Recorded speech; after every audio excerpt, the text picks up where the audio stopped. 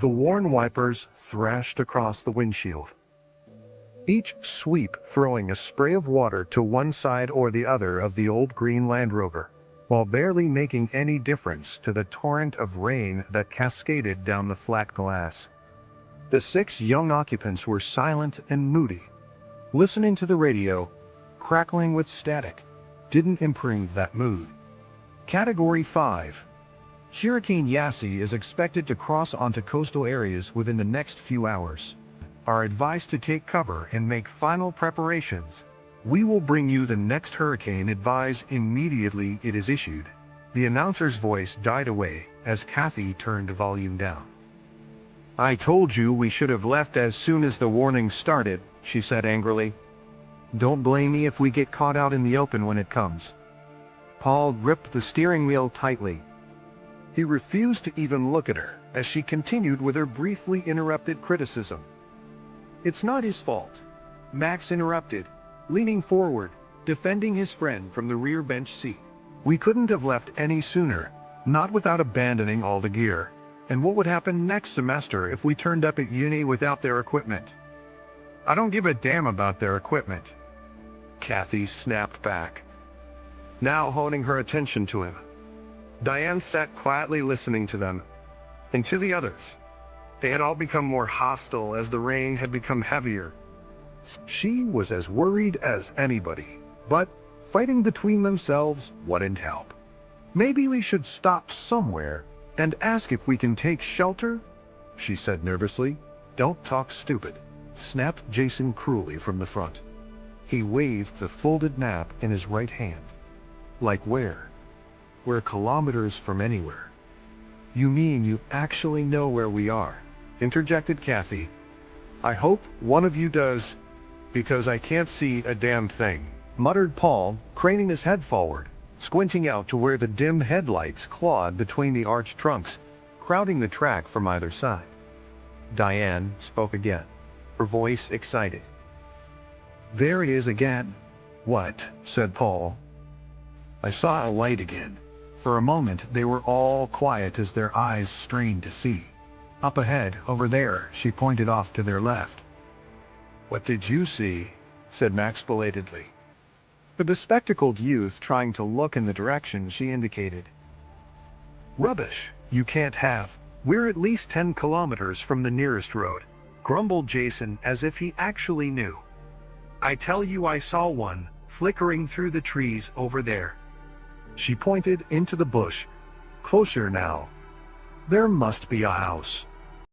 Even Paul glanced quickly, taking his tired eyes momentarily from the rutted mud, straining his vision into the almost impenetrable darkness.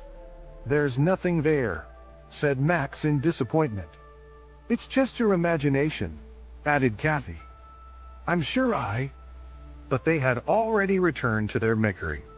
Are you sure we're on the right track, Jason? I don't remember coming this way before, started Max. Jason's angry face was highlighted from the faint glow of the instrument panel. We came out in daylight, with no rain, he replied, drawling the words out in a sarcastic tone.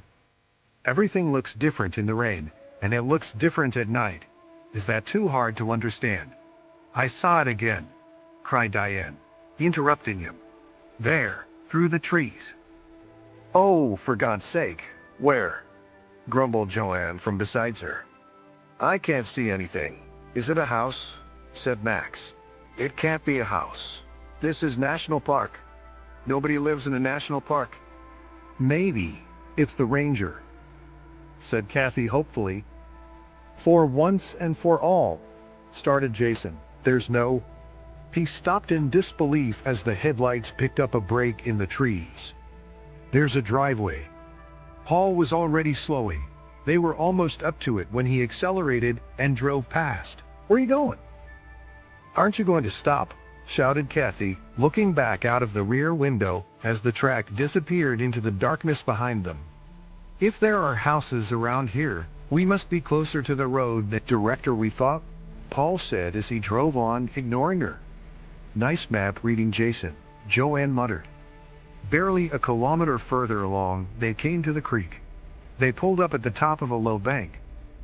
Nobody needed telling it was in flood, carrying trees and branches on a one-way trip to the Mulgrave River and on to the Coral Sea. They watched in silence until Max spoke. "It looks deep." Paul pushed the metal handle down and forward. "I'd better check before we try to cross." His voice sounded as if he wanted someone else to say they would do it, but no one did. "Give me a hand, Max." "You're joking. Go out there." "What are you going to do?" said Joanne nervously. "Find out how deep it is."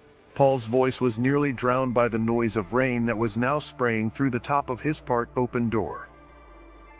"Don't be crazy, Paul. You can't wade out into that," called Diane after him as he pushed the door open.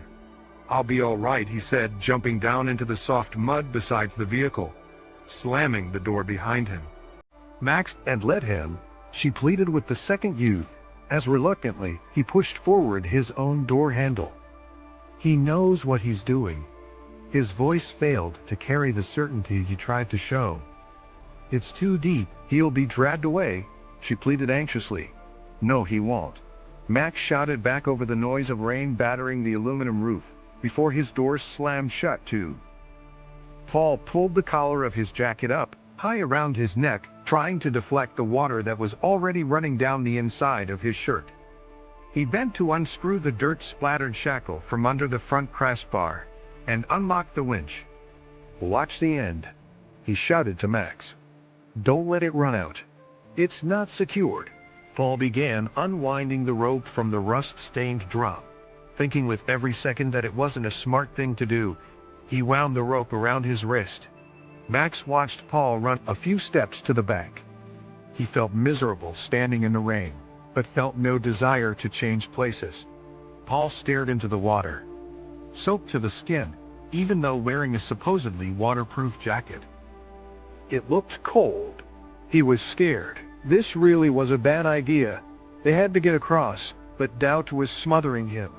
He glanced back at the vehicle as his courage evaporated away, hoping anyone would give him an excuse not to step forward. The light was on inside. Behind the sweep of the wipers, through the steam of spray rising off the hood, Paul could see their faces watching him. He was too late to change his mind, now pinned in the yellow headlights. He was like a character on stage, in front of an anticipating audience. He turned away and looked down. Turbulent waters seemed to make it even more ominous than before. The surface was about half a meter down the slope. It was impossible to guess how much deeper it became out towards the middle. He tried desperately to recall their outward trip. But then this, like the dozen others they had crossed, had been a dry. And in their excitement, it had passed as an almost unnoticed depression. Paul looped some more rope around his wrist. He drew out the action. His brain was telling him no, and his pride, yes. In an instant, he made his decision and threw his foot forward, stepping over the bank onto the soft slope. Immediately that his patterned, sole-touched ground, the clay sheared, and he began sliding sideways. Max could hardly make out more than a vague shape through the layer of water that distorted the lenses of his glasses. He thought Jason was looking at him. He wondered if he wanted him to do something. Max couldn't see or understand what it was. He loosened his hold on the rope for a moment, pulling the wet spectacles from the bridge of his nose. It was pointless trying to keep them clean. He went to put them in his pocket. A searing hot pain erupted across his palm as the wet rope suddenly, wildly ran over his wrist.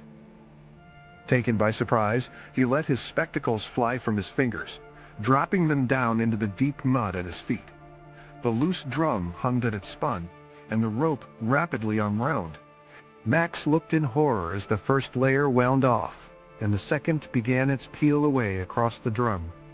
He grabbed for the rope, again trapping it inside his palm. The heat and pain were incredible. It stung and burnt his flesh. Over half of the cable had fed out by the time his smarting fingers grabbed at the mud-smeared top crash rail. Holding onto the wet metal, he lifted his foot from the clinging clay to jam the rope between the sole of his shoe and the steel guide. Chunks of mud spun away from under his foot as the last layer of rope wound off the drum towards him, showering gritty red flakes of corrosion onto his wet legs. Max stamped down harder. With barely any turns left, at last it stopped and was trapped. His hand painfully regained its hold. "Jason," he shouted towards the cab. "Jason, I need you." He called while trying to see through myopic eyes where Paul had gone. Jason had watched in horror as the youth had been swept away and was already getting out of the vehicle as Max uttered the desperate cry. He eased the drag that threatened to tear the rope again from the fear-stricken boy. "Where's Paul?" he said uselessly. I don't know. One moment he was there, then..."